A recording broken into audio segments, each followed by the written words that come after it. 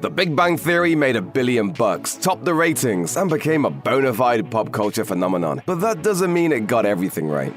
When The Big Bang Theory first started out, Penny was supposed to be an it girl. In the show's earliest seasons, she has a healthy group of best friends who exist outside of the show's core characters. My friends and I got tired of dancing, so we came over to have sex with you. No, don't rush, jump in the tank! We said no tanks! There are no rules in hell! If nothing else, this provides a neat glimpse into Penny's life beyond the apartment walls. Yet when Amy and Bernadette take over the role of Penny's best friends, the original group of girls are never seen again. What's even more strange is that the show never explains where they went. Friends fight and make up all the time, so it would have been easy for the Big Bang Theory creators to have written Penny's friends out in a more considered way. Some fans have made it clear that this disappearance still bugs them, pointing out that it doesn't make sense for a girl like Penny to not have a bunch of friends. It would be ridiculous to expect actors to actually eat anything they're being served on screen, considering how many takes they go through for any given scene. Most productions employ a spit bucket or something similar to dispose of food actors pretend to eat during filming. That's not what most of the characters on The Big Bang Theory do while they're eating, though. Which is weird, considering that a large portion of the show centers around the gang sharing a meal. Yes, these guys certainly eat a lot, but for some reason, most of the show's cast do an absolutely terrible job of faking it. The worst offender by a mile is Leonard. Johnny Galecki has presumably eaten food off a fork at some point in his life, but you wouldn't know it from watching The Big Bang Theory. Leonard's version of eating involves sort of tapping his fork on his food like he's sending a signal in Morse code. Rarely, though, does he put any food anywhere near his mouth. His co-stars at least pretend to take bites, and to her credit, Kaylee Cuoco gamely shoves huge amounts of food into her mouth during these scenes. But that doesn't really make the way these guys eat any less distracting. Keeping track of all the superheroes out there is a tough job at the best of times, but it shouldn't really be a problem for Sheldon and his pals. Yet when Stuart hosts a themed costume party for New Year's Eve in one episode of the show, Raj is visibly upset at the realization that he has to dress up as Aquaman. Stupid Aquaman. Given that the gang are supposed to be comic book diehards though, Raj should have known better than this. The script is written as if Aquaman was Raj's only choice, but the Justice League has been made up of countless different members over the years. Any superhero fan knows that Raj could have easily been Cyborg, Hawkman, or Martian Manhunter, meaning his tantrum over Aquaman comes off feeling like drama for drama's sake. It's a weird discrepancy that Raj's comic book knowledge would have such an obvious gap, and none of the other characters ever comment on it. And if he was really so unhappy about this, his costume problem could surely have been solved with the click of a button on the World Wide Web. Or are these the kind of geeks who don't know how to use computers? Even if you've lived under a rock for the last 2 decades, you're bound to know at least something about the Harry Potter franchise.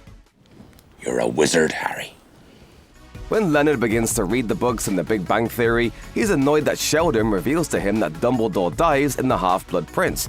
Leonard's quite right to be annoyed, of course, but given the overwhelming success of both the books and the films, it's hard to imagine that he wouldn't have known about this twist already. The Big Bang Theory quickly established that its core cast is a group of proud nerds, and Dumbledore's death is considered to be common knowledge even in more mainstream geek communities. Unless Leonard suffers from inexplicable bouts of selective amnesia when it comes to British intellectual properties, this particular blind spot seemed just a little too far-fetched to ignore. It's pretty strange that we never learned Penny's last name on The Big Bang Theory. Yes, she becomes Penny Hofstadter when she marries Leonard, but what was she called before that?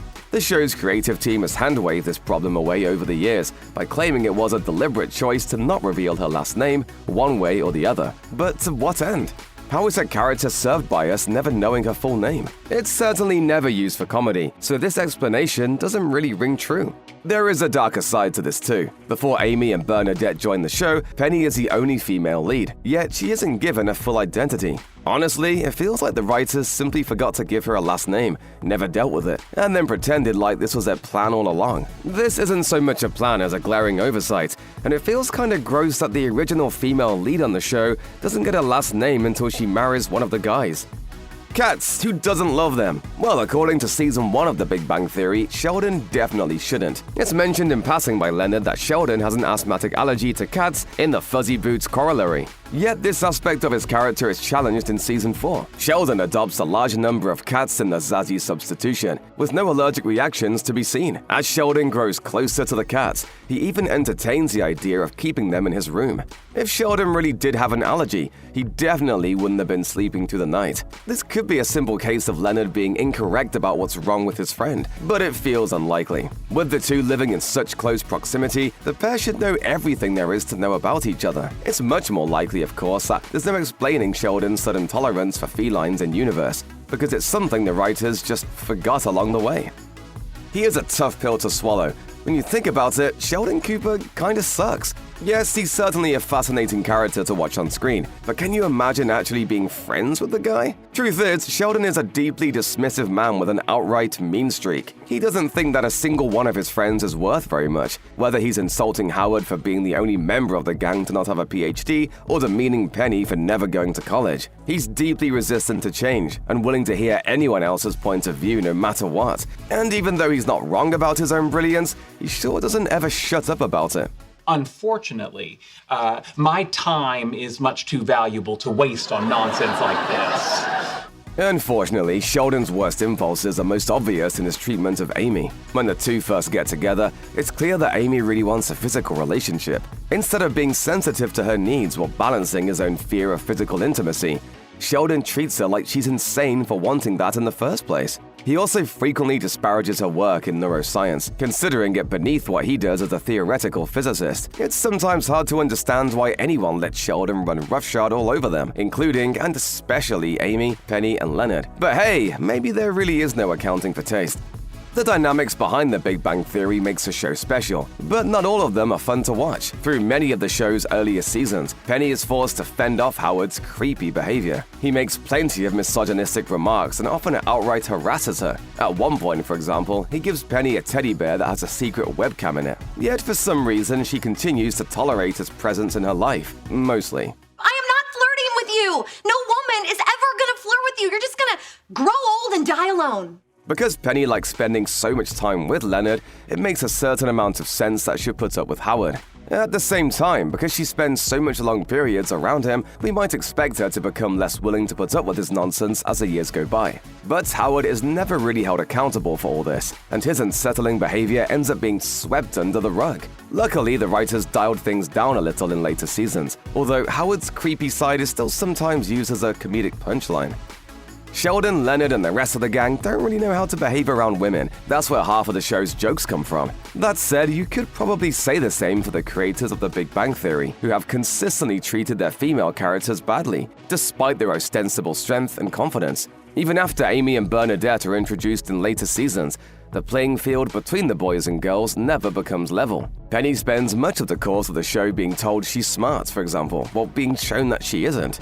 And while some fans seem to feel as though the women of The Big Bang Theory are themselves a problem, you could argue that they're set up to fail from the beginning. Not only are Penny, Amy, and Bernadette not that well written, but their men are shown to be terrible romantic partners. Fights are typically left unresolved, with the dynamic between Amy and Sheldon being particularly toxic. And it's safe to say that if one of the guys has been a jerk to one of the girls, you're likely to hear a laugh track right after.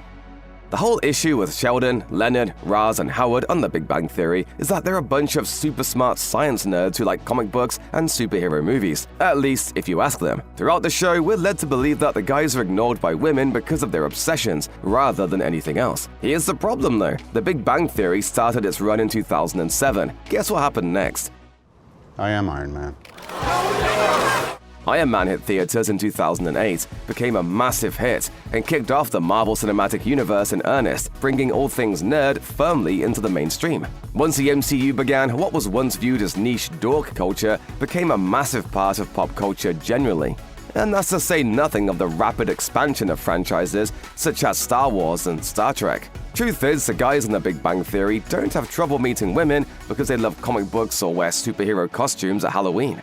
They have trouble meeting women because they're sexist, rude, and off-putting pretty much all the time.